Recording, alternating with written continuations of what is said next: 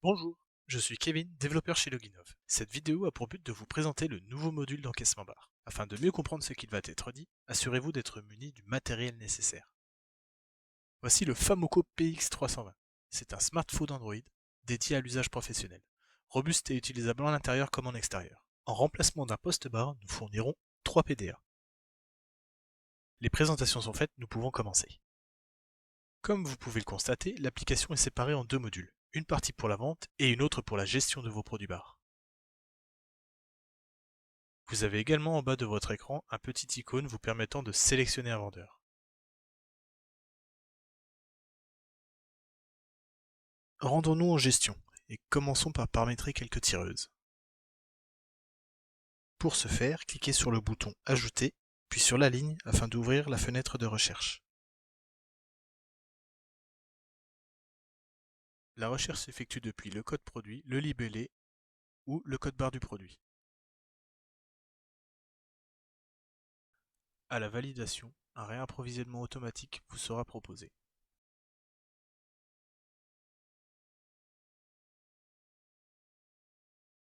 Vous avez également la possibilité d'échanger la place de vos tireuses via un drag and drop.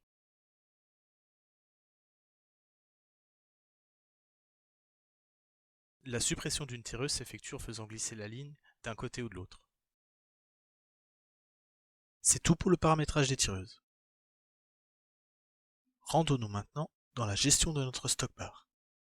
Pour commencer, sélectionnez le module de réapprovisionnement. Ici, vous avez la possibilité de rechercher un produit via son code barre ou via la fenêtre de recherche rapide. Lorsque vous sélectionnez un produit, son détail est affiché. En fonction de la famille ou de la scintillisation du produit, l'option vente à la bouteille sera disponible. Elle permet de switch entre les deux modes de vente, scintillisé ou à la bouteille. Un produit vendu scintillisé sera géré au litre, tandis qu'un produit vendu à la bouteille sera géré à l'unité. Lorsque vous cliquez sur le bouton, vous pouvez voir les unités changer dans le champ stock bar. C'en est fini pour ce module, passons maintenant à la suite. Comme vous pouvez le constater, cette fenêtre ressemble énormément à celle que nous venons de voir, à la différence près que vous pouvez gérer la quantité. Petite particularité ici, le champ quantité sera pré-rempli en fonction de la quantité vendue depuis le dernier réapprovisionnement. L'objectif ici est d'enchaîner rapidement les réapprovisionnements. Vous pouvez scanner un produit, valider, et ainsi de suite. C'est idéal pour gérer vos frigos. Passons maintenant au troisième et dernier module de réapprovisionnement. Celui-ci est spécifiquement dédié à la gestion des tireuses. Rien de plus simple ici, si vous souhaitez ajouter du stock sur un de vos fûts, vous cliquez sur la ligne correspondante et vous validez. Continuons. Ici, nous avons une liste des derniers réapprovisionnements qui ont été effectués dans les trois fenêtres que nous venons de voir. Par défaut, nous affichons les 50 derniers, mais vous avez la possibilité de changer cette valeur via la liste déroulante en haut à droite. Cette liste est triée du plus récent au plus ancien. Nous vous offrons également un petit récapitulatif du produit, à savoir son code, son libellé et sa contenance entre parenthèses. Sur la droite, vous trouverez la quantité réapprovisionnée et le module dans lequel ça a été effectué. Quant au dernier module, ce n'est ni plus ni moins que votre stock bar. Vous pouvez rechercher un produit via son code barre ou via la fenêtre de recherche rapide. Une liste déroulante comportant les familles est disponible. Comme vous pouvez le voir, chacune des lignes comporte un code produit, sa contenance entre parenthèses, le libellé et le stock actuel en haut à droite. Chaque ligne est cliquable, c'est un raccourci vers le module de réapprovisionnement rapide. Revenons un cran en arrière et entrons dans un module un peu spécial. Ici, vous allez avoir la possibilité de convertir votre stock bar. Avant de voir le fonctionnement, sachez que seuls les produits disposant des deux modes de vente sont éligibles. Par exemple, un fût de bière, qui n'est vendable que scintillisé, ne pourra pas être sélectionnable ici. De même pour un saucisson, qui ne peut pas être vendu au litre. Concernant le fonctionnement, première chose à savoir, le sens de la conversion. C'est dans le sous-titre de la page que vous trouverez cette information. Et c'est grâce au bouton inversé que vous pourrez le changer. Le reste reprend le même principe que les autres pages. Vous pouvez sélectionner un produit via son code barre ou la recherche rapide. L'en-tête est un petit récap du produit. Ensuite, nous avons le stock du produit, et c'est cette donnée qui change lorsque vous changez le sens de conversion. Regardez, ici vous avez un stock scintillisé, et là, un stock unitaire.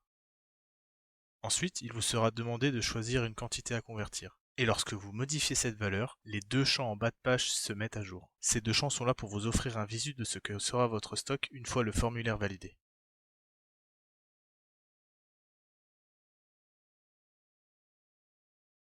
La conversion étant terminée, nous allons pouvoir passer au dernier module de gestion. Le paramétrage des tarifs. Comme pour les autres modules, vous pouvez sélectionner un produit via son code barre ou la recherche rapide, et un tableau des prix s'affichera juste en dessous. En fonction de sa famille, les données à l'intérieur du tableau seront différentes. En effet, pour un produit centralisé, vous aurez toutes les déclinaisons possibles, alors que pour un produit à l'unité, un seul même prix sera disponible. Et voilà, vous savez maintenant comment paramétrer votre barre. Passons maintenant à la vente. Voici la fenêtre qui va vous permettre de vendre vos produits. Comme vous pouvez le constater, elle se divise en trois parties. La première vous est familière puisque c'est le champ de scan et le bouton d'ouverture de la recherche rapide. La deuxième partie reprend le principe que vous utilisez déjà dans la caisse barre, à savoir des touches de couleurs, chaque couleur représentant une famille de produits.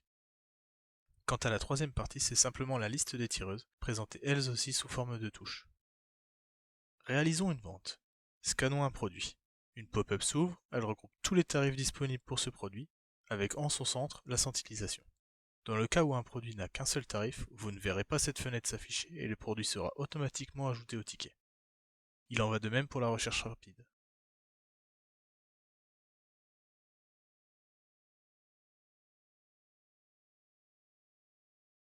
Dans le cas où vous souhaitez utiliser les touches univers, il vous suffit de cliquer sur la famille qui vous intéresse, vient ensuite une fenêtre qui va afficher tous les produits groupés par leurs initiales, et une fois la lettre sélectionnée, la liste des produits concernés apparaîtra. On y retrouve nos produits avec le prix et la centralisation associée.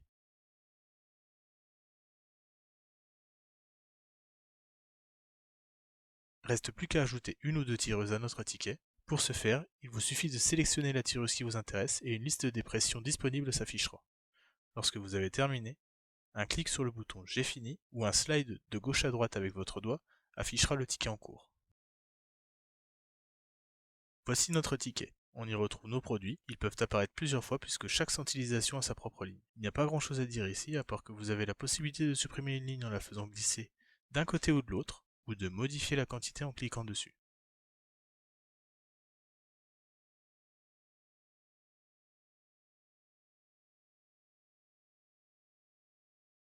Les raccourcis en bas de page permettront d'appliquer des remises.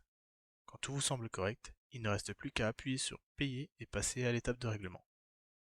Ce que nous avons ici, c'est un petit récapitulatif des montants du ticket et 3 moyens de règlement. Les boutons bleus sont des raccourcis qui vous permettront d'ajouter le TTC directement dans les zones correspondantes.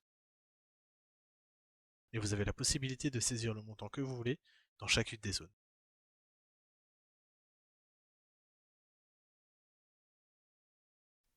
Il ne reste plus qu'à valider.